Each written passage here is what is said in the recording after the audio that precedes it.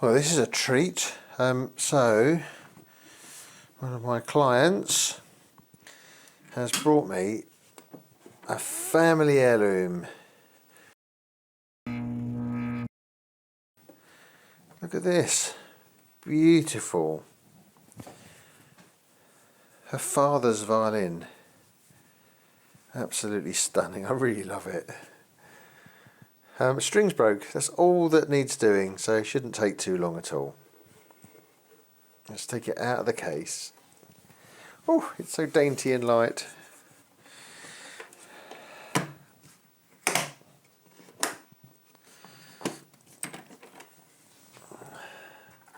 going to pop you there for a second. Put the case out of the way.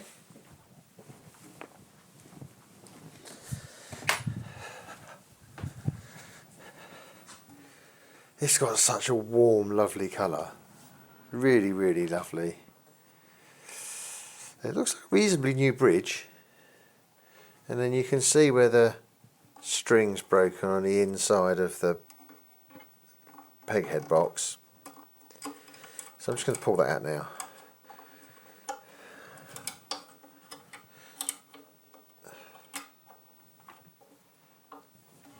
Move it in a bit so you can see a bit better. Right, okay, so this is the old string.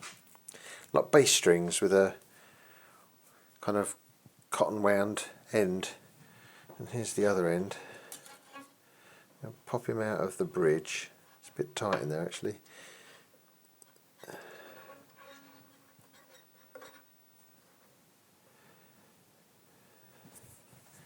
Little micro tuner.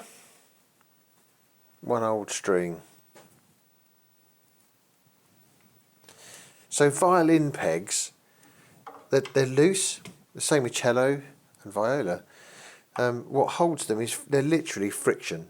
So as you wind it, the peg is tapered and it goes through the hole, binds onto the second hole on the other side, and then you kind of push it in and turn it. I remember years ago I learnt to play a cello, and I kept saying to my tutor, my strings keep coming unwound and detuning, and she said, no, of course you have to push them in and turn them, and then the taper creates friction and they hold tune. So I never had the problem again.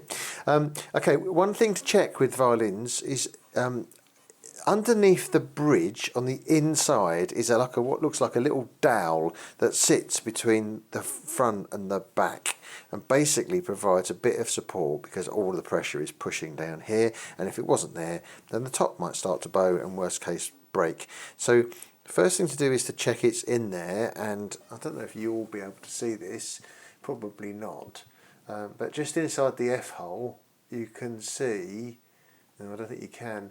Yeah, just inside the F hole you can see there's a peg, a dowel that is just sitting below the bridge and pressing against the bottom of the violin. It's a good idea not to take all the strings off at once, because if you do, you take the pressure off the top, that falls down, then you have to get my fancy tweezers and find it, fish it out and put it back. I bought a cheap violin for my teenager last year. When I picked it up, it didn't have a bridge, and we said, oh my gosh, where's the bridge? Oh, that's fine, we'll just buy one and I'll sort it out and make it work. Then it was rattling inside, and I thought, oh, the bridge post must have fallen down. And I tipped it upside down and the bridge fell out, so I didn't have to buy one anyway. So there's a whole new set of strings here, but I've spoken to the client and they've said, can I just put the broken one on, which is a G tuned, it says on the back, and is 4, a .083 gauge. So here we go.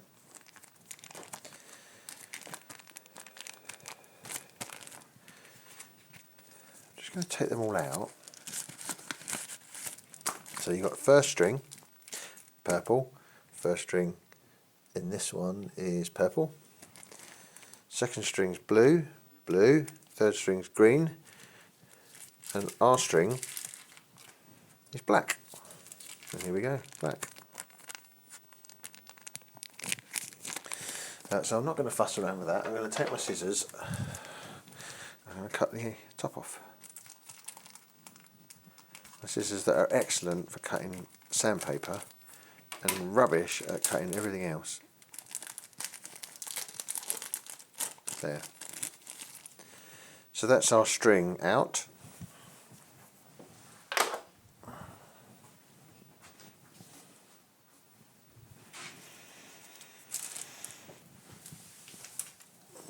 So these strings have got little ball ends on them, which is handy. So we're just going to pop the ball end into the tailpiece mechanism. It's a bit tight.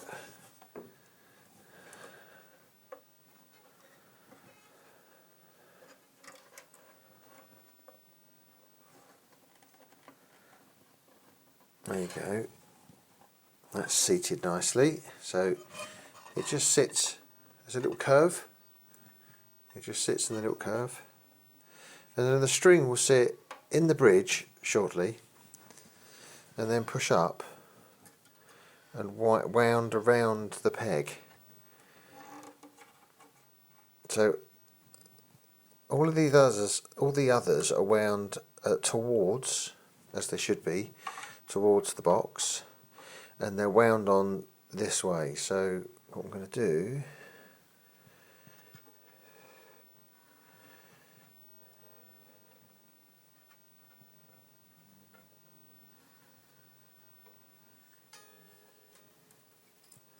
is push him through the hole. I'm going to leave a bit sticking out the end and then just turn it away, and it's caught it. And then as the windings go, I don't want to overlap the previous winding. So I'm just going to grab something.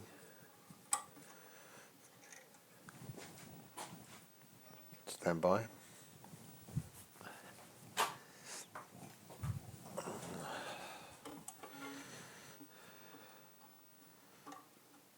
That's it.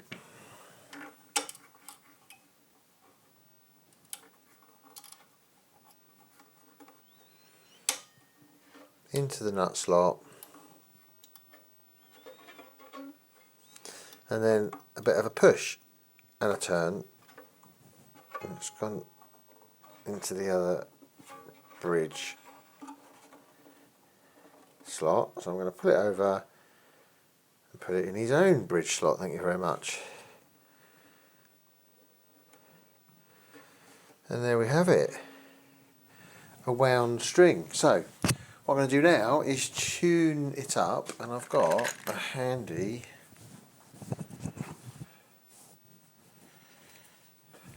excuse me while I rearrange my microphone. Handy little clip-on tuner that I can put on the bridge, because it's picking up the vibrator. The whole point of it, it's a guitar tuner, not a violin tuner, but the whole point of it is it picks up the vibrations, so it can pick up the vibrations off this bridge. So don't too many violins. Should be an E. It's a bit flat. Oh, tell us if we do the right one.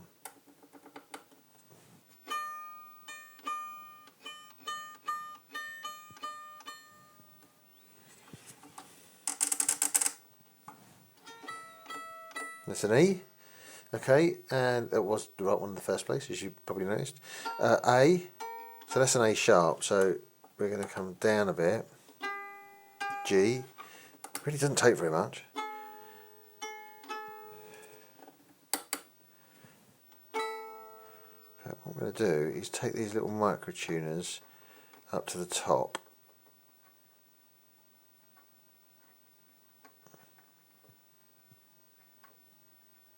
It feels like that's going to come all the way out.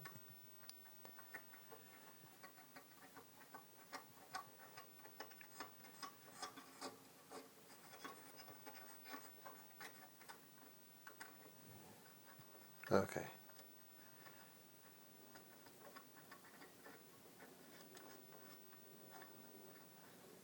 Trying to work out exactly how these little microtuners work. I think I've got it. Does that...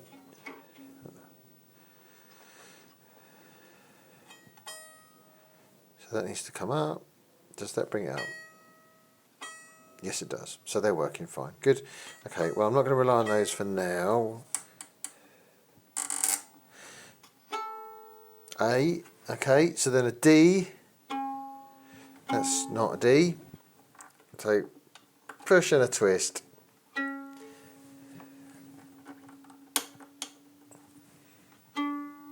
Nearly a D.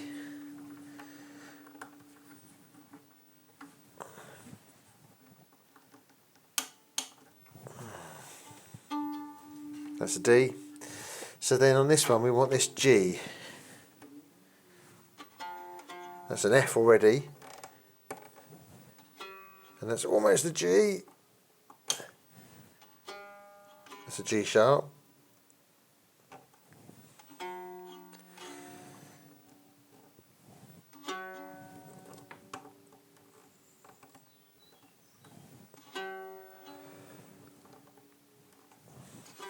That's G.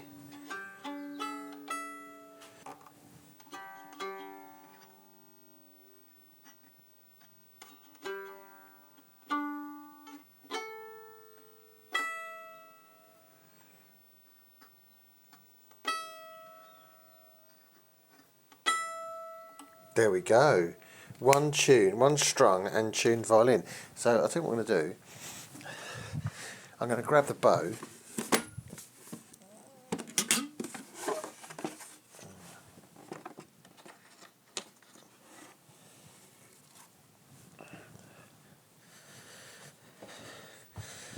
I don't know if there's any rosin on this. I always put a bit on. Tighten the bow up. Tighten this, it pulls the frog back, tightens the strings. And then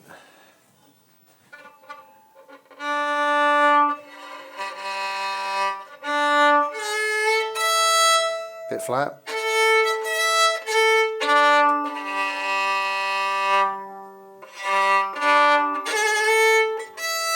Okay, so that, obviously that A's a bit flat.